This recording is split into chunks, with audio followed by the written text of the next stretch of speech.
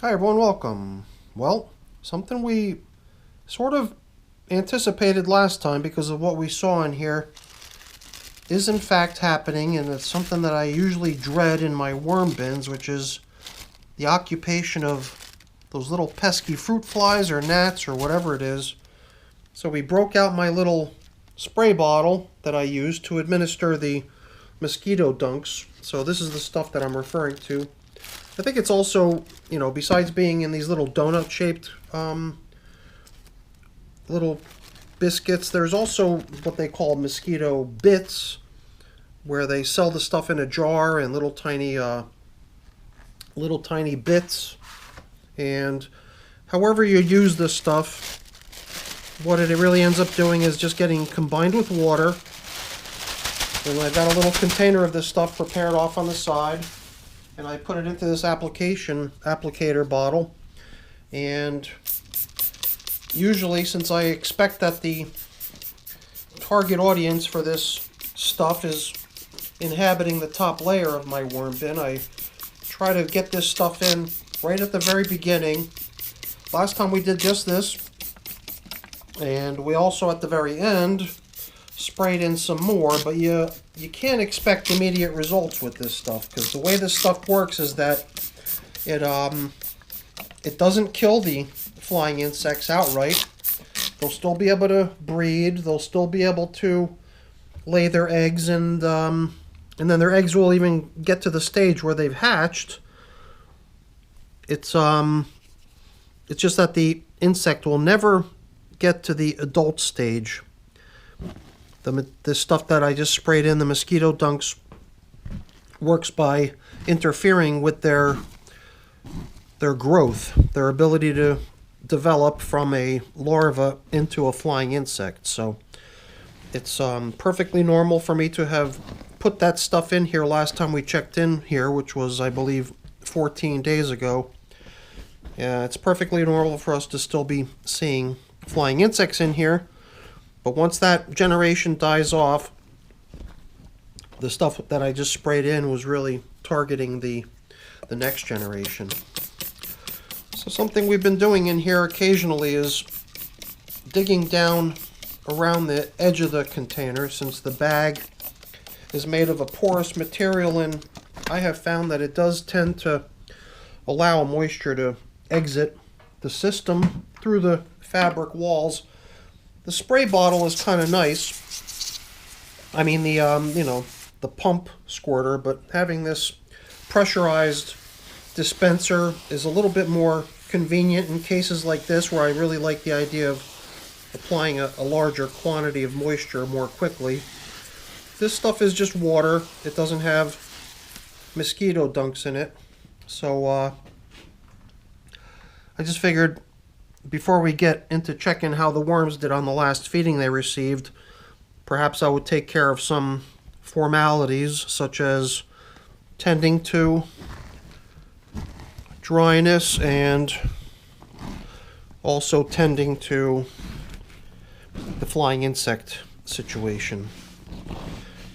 So I think we've applied a sufficient amount of moisture, which we could do again at the end. We can come back in here, and I think I will do that at the end. I think we'll go ahead and we'll come back in with the BTI. Sometimes I refer to the Mosquito Dunks as BTI because BTI is just the shortened abbreviation for the bacteria that's like the active material that does what it's meant to do in terms of stifling the development of these flying insects when they try to transform from an earlier stage of their lives into an adult fly.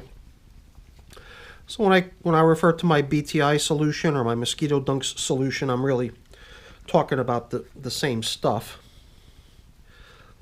This gourd is always interesting. When we came in here last time, I just rested it in here, and then I threw some bedding on top of it. I didn't stuff it full of food or anything like that, so you wouldn't necessarily expect worms to go down into the thing, but they do. They always want to, for whatever reason, climb down into that cavity of the gourd and get into their own little private fort. And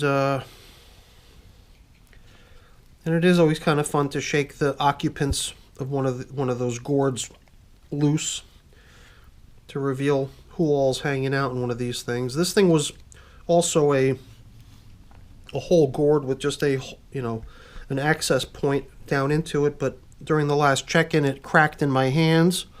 Not because I was trying to crack it, just because it is getting to that fragile stage where it just doesn't want to really hold together anymore. I'm trying to be careful with these interesting objects so that we can continue to observe how they break down here in the worm bin without my help.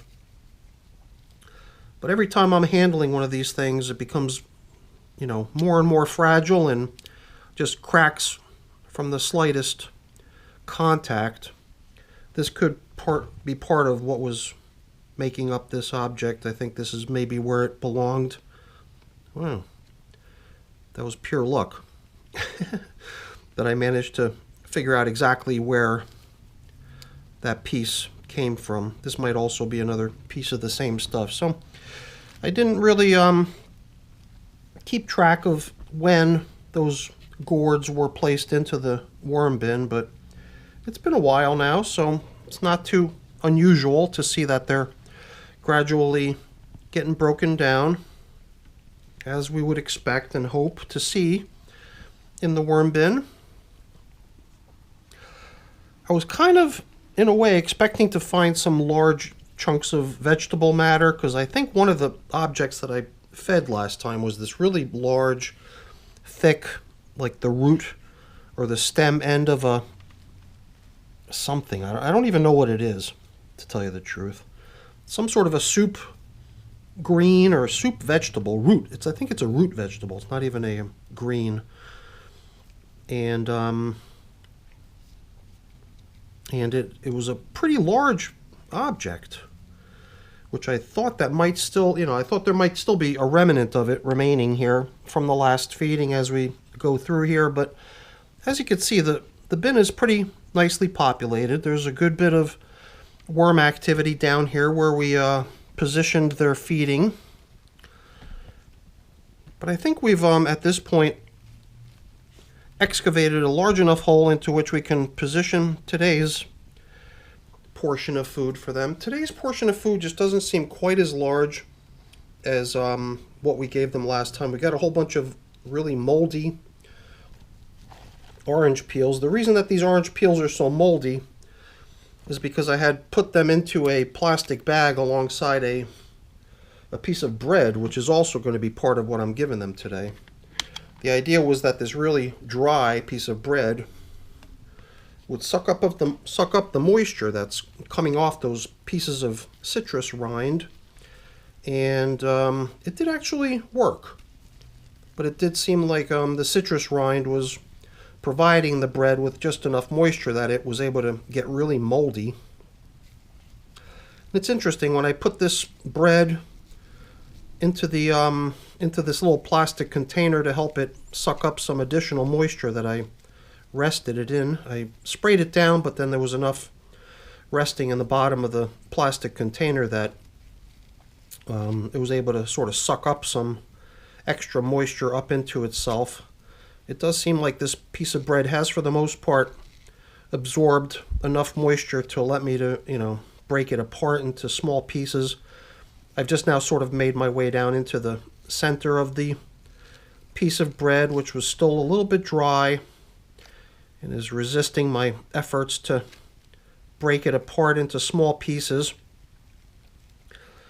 But I don't think we have to go too crazy. I think these bits that we've broken it up into are now sufficiently small to allow worms to gain access to the stuff should they choose to nibble on it from all different directions.